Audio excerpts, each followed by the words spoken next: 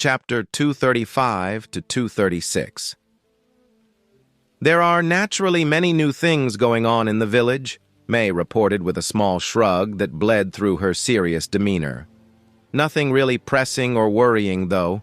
I still say placing loyalty seals on our populace would be prudent, she stated with an intense, piercing gaze, and I still say that would be going too far. Ray half-heartedly replied, I gotta keep my moral high, May. If only to feel self-satisfied with my actions so I don't feel any unnecessary doubt in my decision-making in the future. May released a small, concerned sigh before giving an accepting nod. And I still think you should let your moral compass widen a bit. She grumbled, but her body language indicated she inwardly accepted Ray's argument.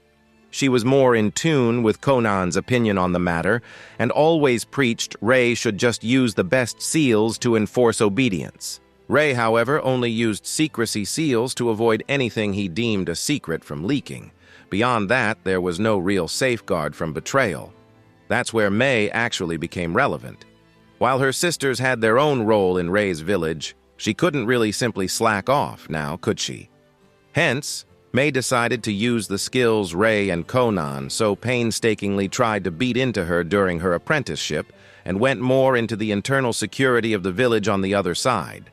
It was ridiculous how everybody lowered their guard due to her cheerful and childish predisposition.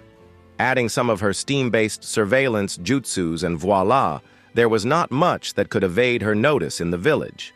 Conan might have been their spy master, and her skills sure as hell could encompass the entire continent, but she was more focused on a large area with many holes in between, monitoring only important places through her paper release.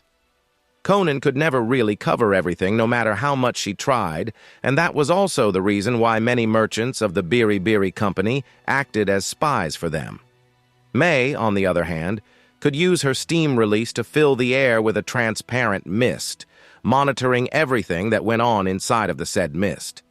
The downside was that it could be used only around her in a certain radius. It was far from being able to compete with Conan in spycraft, and certainly not convenient enough to compare to the way Conan used her paper release for that purpose. But as the internal security of a village, May's technique had Conan beaten in every possible way. It certainly alleviated some pressure from Conan, now that she didn't have to focus on their village. Then again, if the loyalty seals were involved, there would be no need for internal security at all, would there? What about the Uchiha clan? Are they integrating well into the village? Ray asked. There is slight discontent in the newly added Uchiha ranks, but it's of no major importance as of yet.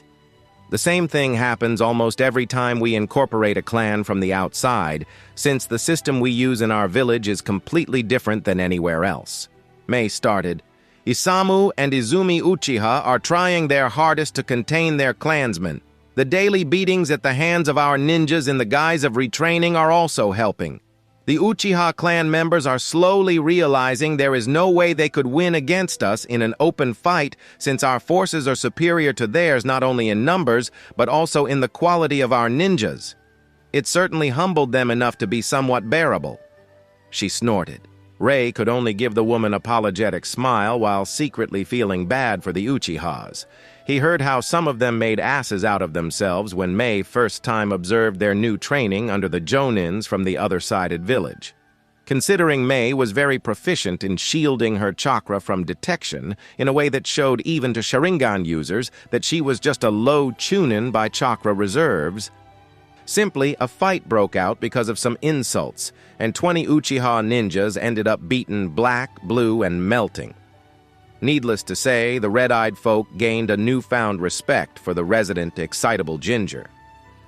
You might have been too busy to check, but the Uchiha clan is handled just fine. I dare to say in years to come they will be one of the most loyal clans to us.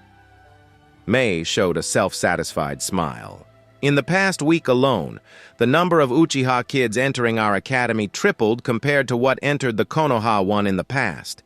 The Uchiha civilians noticed we are willing to go to great lengths to awaken their kids' bloodline and teach them how to actually survive on the job. She finished with sarcasm marring her tone. Ray had to snort at that notion. It was a quite widely known fact that many clans in Konoha started to recede in the past few years, having fewer and fewer clan children joining the academy. It was not yet alarming, but the numbers started to slowly show the predicted endgame. Only clans like Hyuga, where everybody able had to become a ninja, kept steady numbers of new recruits. Simply put, civilian clan members knew how demanding the life of a ninja was, and as such, they would sooner teach their children how to craft something, be a merchant, or other civilian stuff that could earn them money, rather than sending their children into a shinobi academy where they would be taught subpar skills in a subpar curriculum that would be worth jack shit in the end. Duty to the village be damned. They wanted their children to be happy and alive. National pride or will of fire could go stuff itself. Well, I can't say that's surprising.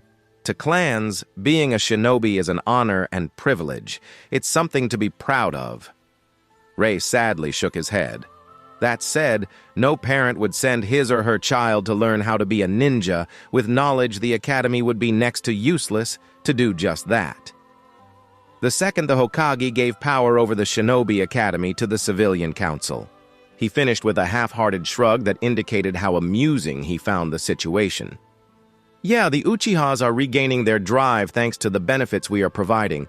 I am sure that actually made it a lot easier for them to accept their new allegiance. After all, we were the guys who helped them after their last village decided to off them all, no questions asked. And that was that. Ray had no reason to hide anything from the Uchiha clan. He came clean with exactly why they were almost slaughtered.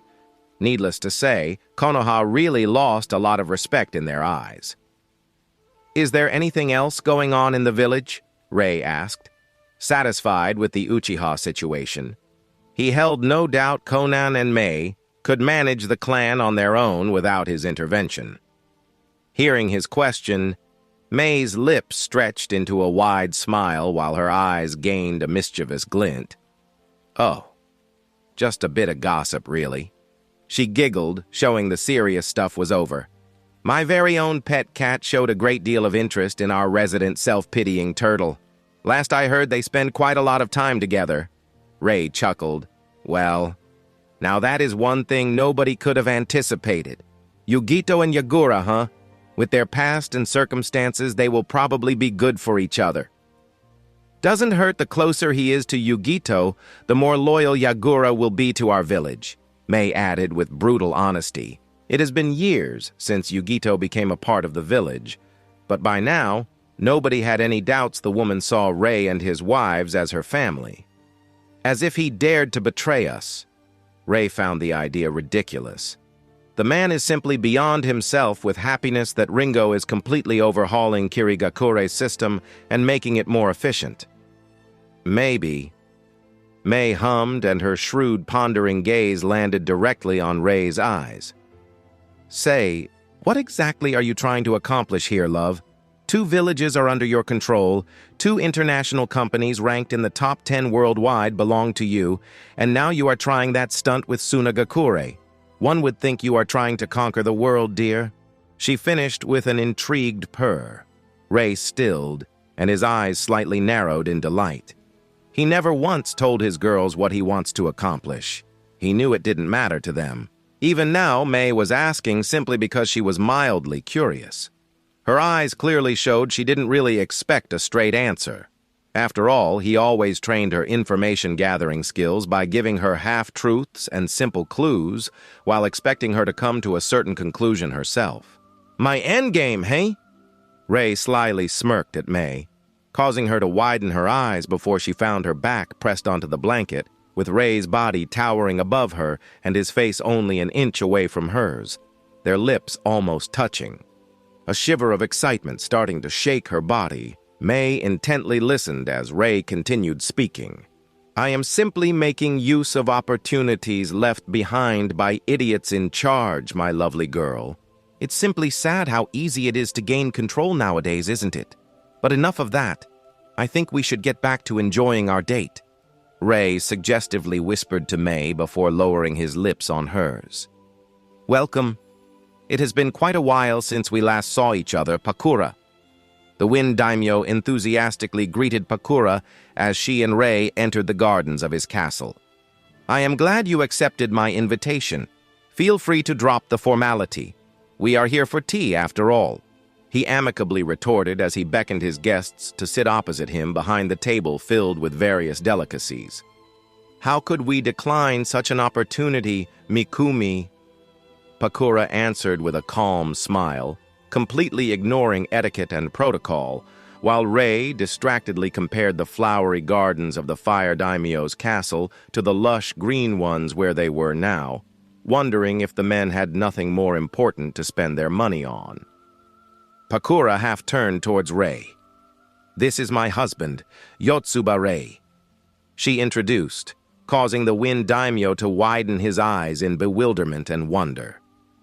After a few moments of staring, Rei lifted his eyebrow at the man, half expecting a fight to break out, because of something stupid, like an accusation of stealing Pakura from him, but he was pleasantly surprised when Mikumi slowly turned to Pakura and his lips stretched to a satisfied smile. "I see that somebody finally managed to catch you." "Good for you, Pakura. I must admit I am a bit jealous of you, Mr. Rei," he added with a wistful sigh. That was something Rei didn't expect from a man who had over 50 wives and consorts. Maybe Pakura was right and he is a quite cool guy. Who would have thought? Rei silently mused, not detecting any jealousy. In fact, his instincts were telling him the Wind Daimyo was totally honest in that statement. "Nice to meet you." Rei slightly bowed, happy this meeting won't go like the one with the Water Daimyo. Sure, pressuring these powerful political figures was fun, but Rei really didn't have any wish to pull power play on civilians. In his opinion, it was totally pointless, especially since it was so much easier to simply use rules imposed by civilians in charge to penalize and manipulate the superpowered folk and vice versa. Frankly, Rei clearly saw the next stage in the development of the world would be shinobi taking over from the daimyo. It might not happen in decades yet, but it was the next natural path the world was leading towards. During the warring states, ninja clans were simply far too scattered, far too warring to actually progress and develop. All clans had their jutsu and guarded them with extreme prejudice. All clans tried to kill each other and earn some money in the process. In short, civilians, especially the wealthy ones, were completely safe and prospered, while the clans were preoccupied with their own survival and development, surrounded by enemy ninja clans on every side.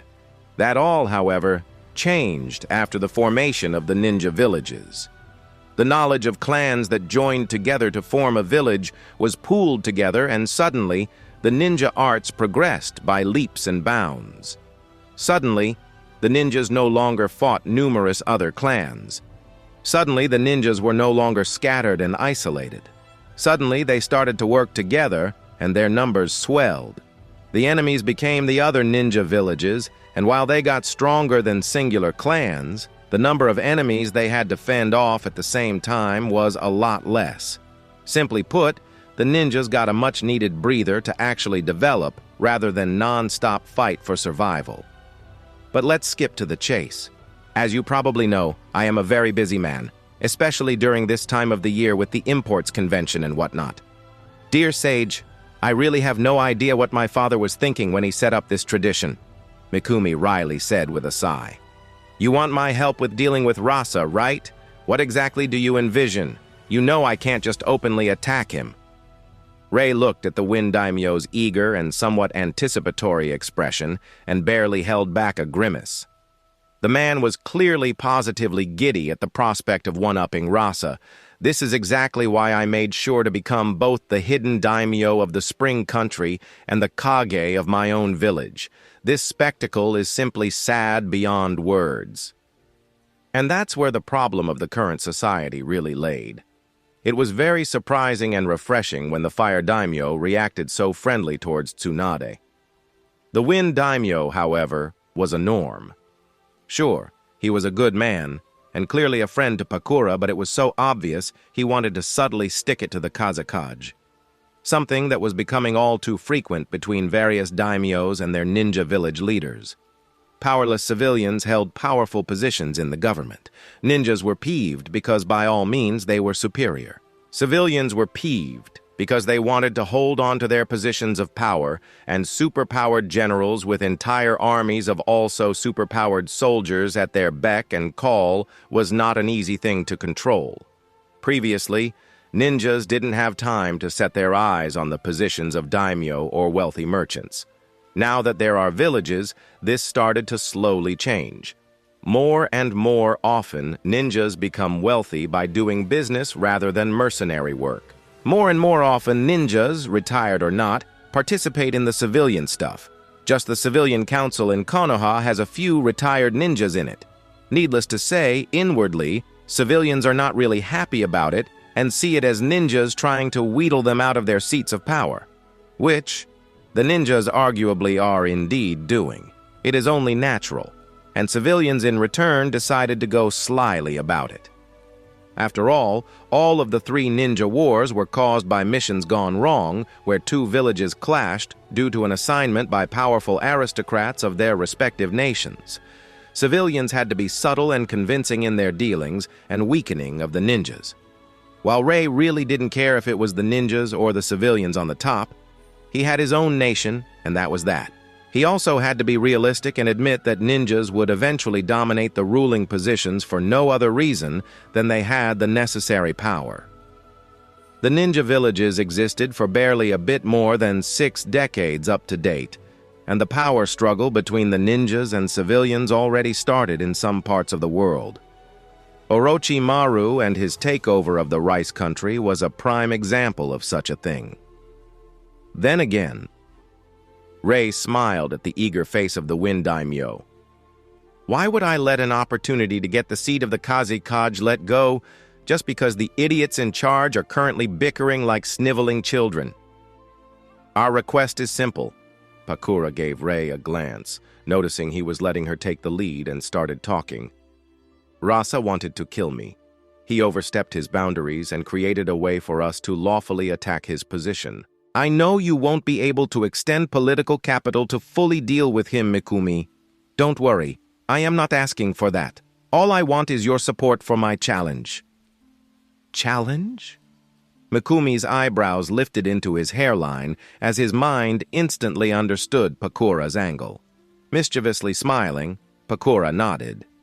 I would like to officially challenge him to a grudge duel for the position of the ruling clan, as is my right according to the laws of Tsunagakure because of his actions. Oh, shit, Mikumi grinned. He really screwed up, didn't he? Not even Rasa could worm his way out of this, not since this tradition was started by his very own family. He almost jumped in excitement and glee. Finally, the arrogant bastard of a KasiCair would be out of his way. Finally, he will be able to make proper use of the Suna ninjas if Rasa was booted out of his office. Of course, I will support you and organize it, Pakura. But his grin faltered. You know you will need at least one clan from the Tsunagakure to also recognize your grudge against the Sabaku family as proper. Don't worry. We certainly have our ways, Pakura mischievously uttered. I only wonder how pissed will Rasa be when he realizes I intend to take his family's power the exact same way as they obtained it. And just like that, the Wind Daimyo was fully on board with their schemes, happy beyond belief to have an actual part in it, not really realizing he was, in fact, not getting more control over the Tsunagakure with his actions.